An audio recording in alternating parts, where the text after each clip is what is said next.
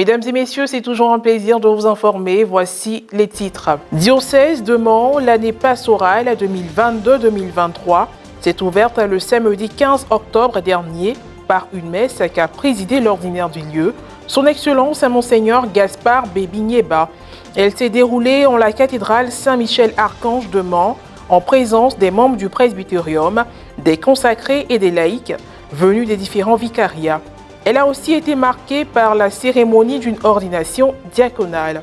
Et puis le vendredi 14 octobre dernier a eu lieu la 29e édition de la Journée nationale de l'hygiène et de la salubrité en milieu scolaire, initiée par le ministère de l'Éducation nationale et de l'alphabétisation.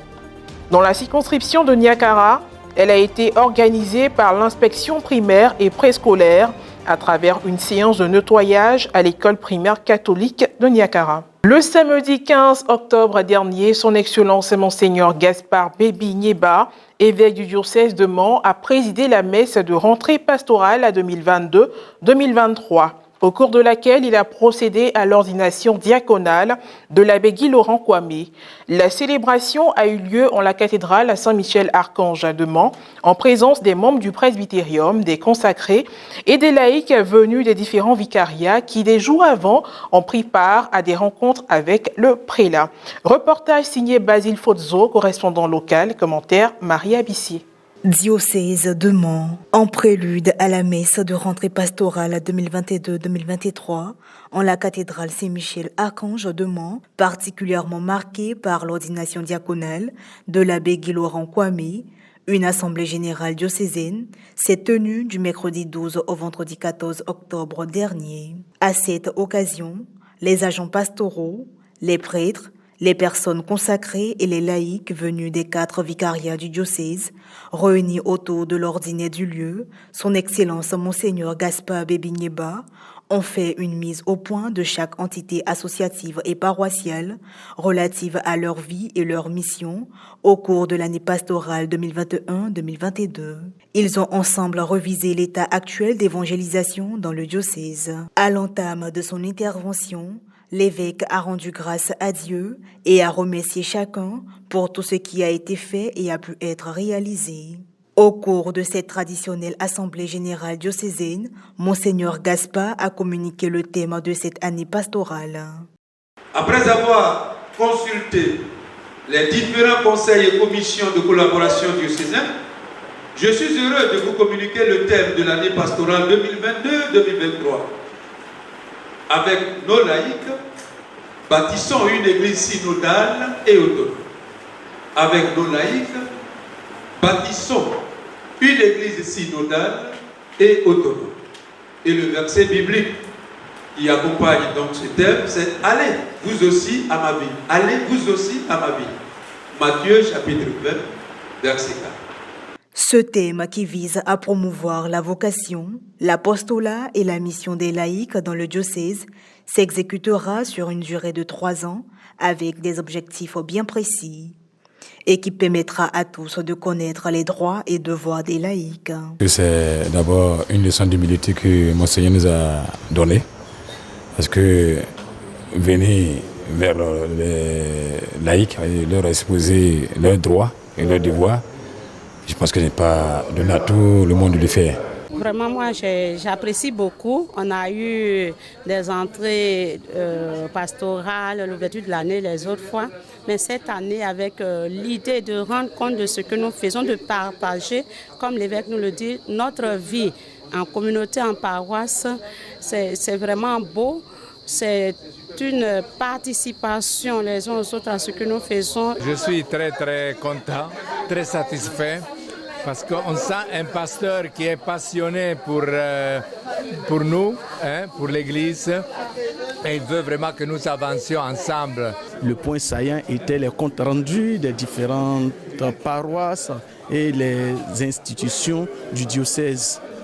Et toutes les entités sont passées et ont bien fait les comptes rendus. Tout s'est bien passé dans l'ensemble. L'évêque lui-même nous a félicités tout à l'heure à la fin des différents comptes rendus et il nous a exhortés encore au travail. Je pense que l'année pastorale 2022-2023 se déroule bien, surtout avec l'expérience que nous avons vécue dans le compte rendu de chaque paroisse qui est un grand enrichissement. Nous sommes vraiment contents parce que cela se passe dans la fraternité et dans la communion. Le samedi 15 octobre dernier, son Excellence Monseigneur Gaspard Bébi-Nieba a rappelé le rôle du diacre au cours de la messe qui a abrité l'ordination diaconale de l'abbé Guy Laurent qu'il a présidé. Le service du diacre est d'abord un service de prière. Prier pour lui-même. Prier pour le monde, pour les pécheurs, pour l'Église. Oui, c'est cela. D'abord et avant tout, le service du diacre. Service de prière, temps de prière, moment de prière. Ensuite, il s'agit d'assister l'évêque et les prêtres dans les célébrations liturgiques. Un peu comme autrefois. Aujourd'hui, c'est l'évêque qui est le grand prêtre. Et donc, le diacre est d'abord et avant tout lié à l'évêque. C'est d'abord un service personnel. Voilà, le diacre, c'est ça. Au-delà du service liturgique, c'est pas ça. Tu es serviteur d'abord de l'évêque. L'évêque de Mans a ensuite donné des recommandations à l'élu du jour. Cher fils, donc Guy Laurent, Kwame, dans quelques instants, je vous adresserai ces paroles fortes. Reçois l'évangile du Christ, dont tu deviens à présent le messager. Crois en ce que tu liras, enseigne ce que tu auras cru et vis ce que tu auras enseigné. Voilà ton programme de vie spirituelle. Tout y est dans ces paroles liturgiques fortes. Avant le renvoi, son Excellence Monseigneur Gaspard Bébi-Nieba a déclaré ouverte l'année pastorale 2022-2023 et a procédé à l'envoi en mission de tous les agents pastoraux. Je suis très en joie en ce jour béni où j'ai reçu l'ordination diaconale des mains de Monseigneur Gaspard Bébi. Moi, en tant que serviteur de Dieu, je dirais que je chanterai toujours les merveilles de Dieu dans ma vie. Tout autre sujet à présent, le vendredi 14 octobre dernier, l'inspection primaire et préscolaire de Niakara, sous l'impulsion du ministère de l'Éducation nationale et de l'alphabétisation, a organisé la 29e édition de la Journée nationale de l'hygiène et de la salubrité en milieu scolaire.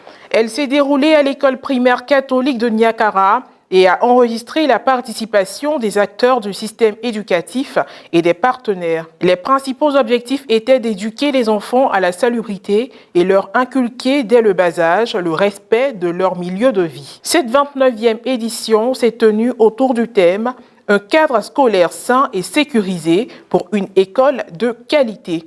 Elle a été marquée par une séance de nettoyage de la cour de l'école, des salles de classe et des latrines.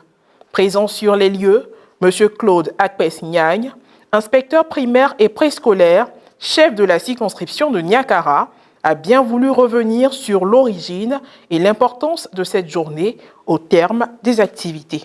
L'importance de cette journée, j'allais d'abord rapidement vous faire l'historique pour dire que c'est une tradition au niveau de l'éducation nationale. Depuis quelques années, nous avons estimé, notre tutelle a estimé qu'il faut éduquer les enfants à la salubrité. C'est une forme d'éducation.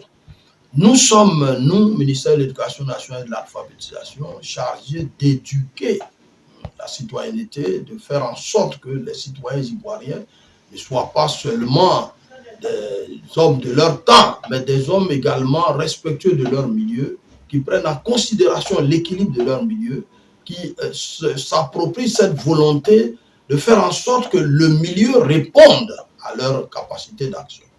On dit très souvent un esprit sain dans un corps sain. Si vous travaillez dans un milieu plus élaboré, dans un milieu plus propre, dans un milieu qui correspond véritablement à l'équilibre psychosocial de l'homme, vous voyez que vos résultats suivent. Ainsi s'achève cette édition d'information. Merci de l'avoir suivi. Que Dieu veille sur nous. À très bientôt.